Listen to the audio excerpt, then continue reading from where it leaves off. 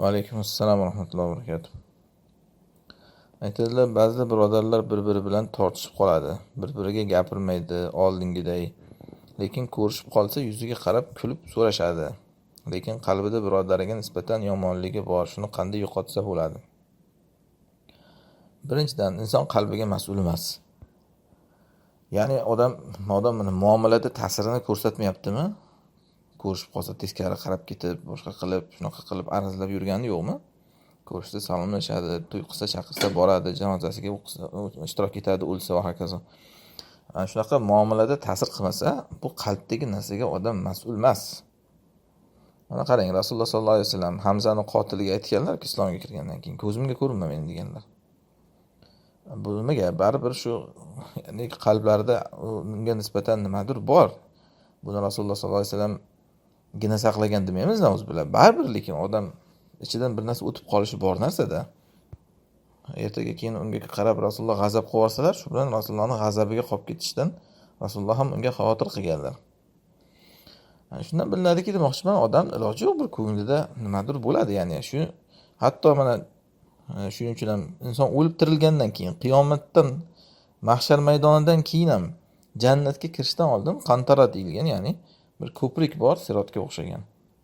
Ana o'sha yerda ular bir-biridan haqqini olib, mu'minlar. Alloh aytganki, naza'na ma fi sudurihim min ghil. Ularning ko'ngillaridagi shu g'ilg'ashlikni sug'urib tashadik degan. Ko'ryapsizmi? O'sha yergacha ko'tarib borgan degani bu ko'ngilda g'ilg'ashlik. Endi yana aytayapman, bu ko'tarib borish kerak ekan degani emas.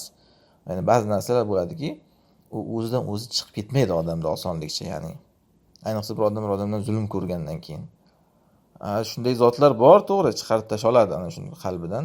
Endi u katta iymon, bir keng bag'ir sohibi bo'ladi ular. Ammo hamma odam ham bu narsaga erisha olmaydi. Shuning uchun ko'ngilda nimadir qolsa, endi muomalaga ta'sir qilmasa zarari yo'q uning. Xo'p, mayli, endi shuni nima qilsa ketadi shu qalbdan yomonlik desangiz, avvalambor Allohdan so'rash kerak. Uslul sahimati sodri, mana Rasululloh sollallohu alayhi vasallam duolarida bor, ko'nglimning g'ashligini sug'urib tashadi deb duo qilganlar. Va undan keyin o'sha yomonlik qilgan yoki ko'nglingizda o'sha g'ashlik bo'lgan birodaringizga yaxshilik qilish kerak. Tahadav tahabbu deganlar Rasululloh. Hadiya almashinglar, yaxshi ko'rishasizlar. Ya'ni sizga yomonlik qilgan kishiga yaxshilik qilishingiz kerak. Bu og'ir ish bu. Alloh oyatda aytgandek, "Amilaqaha illa ladin sabaru va ma yulaqaha illa zu hazzin azim." Bunga faqat bir sabr qilganlargina erisha oladi. Bunga katta bir nasiba egasi bo'lgan kishilargina erisha oladi degan. Lekin agar shuni qila olsangiz, sizga yomonlik qilib turgan odamga, sizga nohaqlik qilib turgan odamga siz yaxshilik qila olsangiz, adolat demayapman, u aniq yaxshilik qilasiz unga. Atiman haramak deganlardek Rasululloh. Seni mahrum qilib turgan bo'lsa ham sen unga berasan deganlar. Afu amman zalamak. Senga zulm qilib tursa ham af etasan deganlar. Ana shunda ko'ring, inshaalloh Alloh qalbingizdan chiqarib tashlaydi o'sha odamga nisbatan mana shu g'ilg'ashlikni, ya'ni. Allohu alam.